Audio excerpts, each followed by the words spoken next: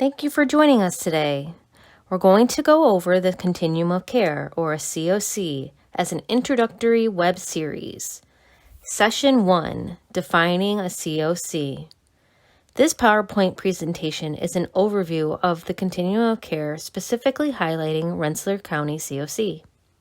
If you're a new member of the CoC, or a community stakeholder who wants to learn more, we hope to provide you with the basics that you'll need to know. This presentation was developed by CARES of New York, Inc., and in collaboration with the Regional Racial Justice Advisory Committee. Let's do a quick overview of our objectives for today's session. First, let's start with the overall series goal, and that is to provide a high-level overview of what a continuum of care is to encourage new membership and additional collaborations in the effort to end homelessness. And today's session goal, we're going to be reviewing what is a CoC, who's part of a CoC, your planning body's name, the key roles of the planning body, executing those key roles, CoC-funded programs, the HUD Homeless Definition, and racial disparities in your continuum of care. What is a continuum of care, or a CoC? Well, the acronym refers to both a federal funding stream through HUD, Housing and Urban Development, and it refers to a planning body. The CoC program funding is dedicated funds for homeless housing and services, and we'll get into the details of the CoC funding categories later in this presentation. And then there's the CoC planning body, which is made up of members, board leaders, and committees. The planning body makes decisions about local CoC funding for homeless programs, and it coordinates the available housing opportunities and support services for folks experiencing homelessness within the CoC's specified geographic area. Who is part of the CoC planning body? Well, ideally, CoC membership should include community advocates, local faith-based community members, local and or state government officials, emergency response and healthcare providers, emergency housing providers and nonprofits, and most importantly, people with lived experience. CoC planning body name: Rensselaer County Homeless Services Collaborative, RCHSC. This is the name that the CoC has provided to HUD as the name that identifies their geographic area and their planning body. RCHSC and CoC are acronyms that refer to the same thing, the planning body, and are often used interchangeably. During CoC meetings, acronyms are used quite frequently. This information will prepare you for the various acronyms you will hear and utilize as a member of the CoC. Key roles of a CoC: to prevent and end homelessness, oversee the Homeless Management Information System, HMIS, and oversee the Coordinated Entry System. As you conduct these roles, you'll ensure that the homeless response system is racially equitable.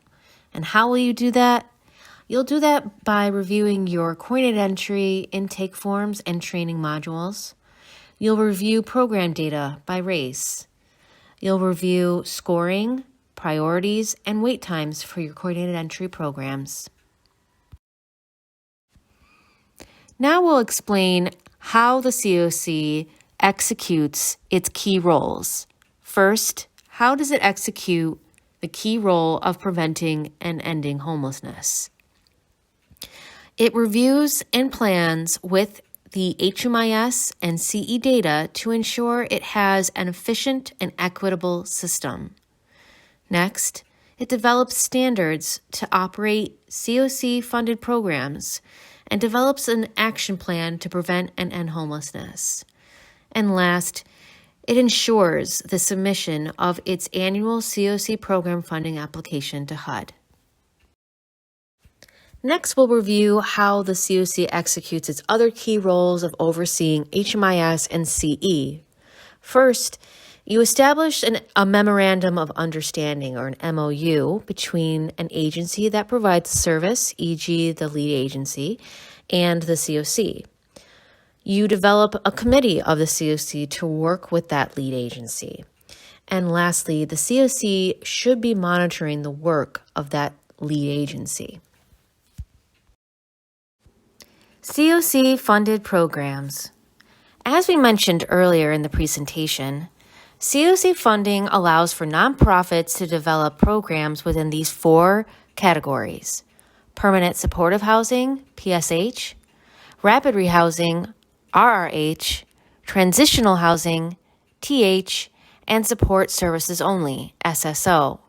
Permanent supportive housing is a permanently affordable housing unit that is paired with support services. These units are dedicated to persons with physical or mental disabilities who are experiencing homelessness. To get access to these units, a household must complete a coordinated entry intake with a local human service provider. PSH projects can either be site-based, which refers to the homeless service provider owning and operating a building that's dedicated to persons who were previously homeless, or it's tenant-based, which means that the household experiencing homelessness could receive a rental voucher that goes towards a portion of their rent at an apartment of their choosing and is operated by a private landlord. Rapid rehousing is a program that provides relocation services and rental assistance through a voucher, all in an effort to rapidly transition people out of shelter and into potentially permanent housing. The program assists folks in their housing search process and helps them secure a unit with security deposit assistance and coordinating with the landlord.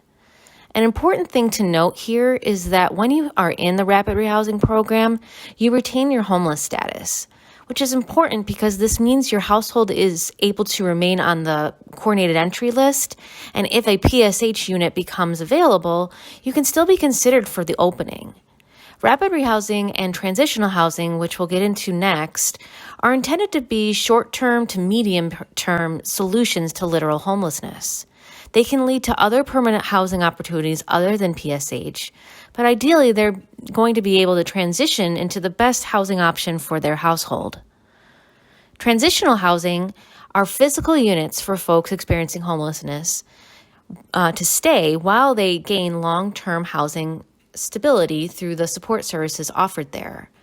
Again, within this program, the household retains its homeless status and stays on the coordinated entry list so that they can still be considered for a PSH opening.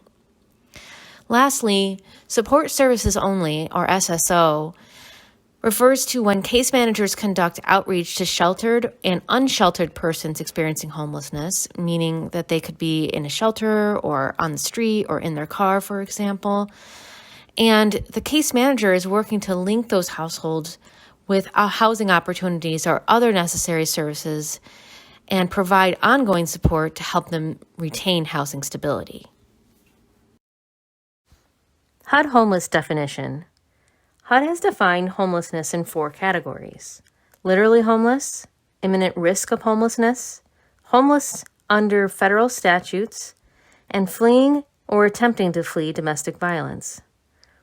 For clarity, literally homeless status refers to someone living in a place not meant for human habitation, or someone living in a privately or publicly operated shelter. Within the framework of HUD's homeless definition, the 2 most common categories of homeless persons presenting in the Rensselaer County CoC system are literally homeless and fleeing a domestic violence situation. Rensselaer County homeless population. This slide shows you a graph depicting 3 years of admissions data from our HMIS. From 2018 to 2020, the orange bar to the blue bar, you can see that admissions have varied over that period, dropping significantly in 2020. This data is intended to give you a snapshot of the amount of folks accessing homeless services in your CoC area. This data should be analyzed regularly so that we can critically review our system and review the potential contributors as to why admissions might trend up or down from year to year. The reduction of emissions in 2020 can be attributed to the pandemic. There were less space in congregate shelters due to social distancing. There was the stimulus checks, and of course, there was the eviction moratorium as well. The overrepresentation of Black and Brown, Indigenous, and people of color, BIPOC, in our homeless response system. The graph on this slide is depicting data from our homeless system and from the census. This data comparison provides insight into the races that are represented in your general community versus those showing up in your homeless programs. As you can see, the red bar represents the homeless population in Rensselaer County, and the blue bar represents the general population in Rensselaer County. Looking at the top two data points on the graph, white, non-Latino people make up 83% of the general population and 50% of the population experiencing homelessness, whereas Black or African American people make up 8% of the general population. However, they make up 35% of those experiencing homelessness in Rensselaer County. This shows a tremendous overrepresentation of Black or African American persons in our homeless system and can be attributed in large part to systematic racism. When a CoC is working to address their system's racial disparities, then they can confidently say they are holistically improving their homeless response system. Upcoming sessions of our CoC 101 web series. Session 2, CoC Structure and Leadership. Session 3, Membership Roles and Benefits. Session 4, Operating a CoC. Session 5, Committee Responsibilities and Mission Statements. We'll see you at Session 2.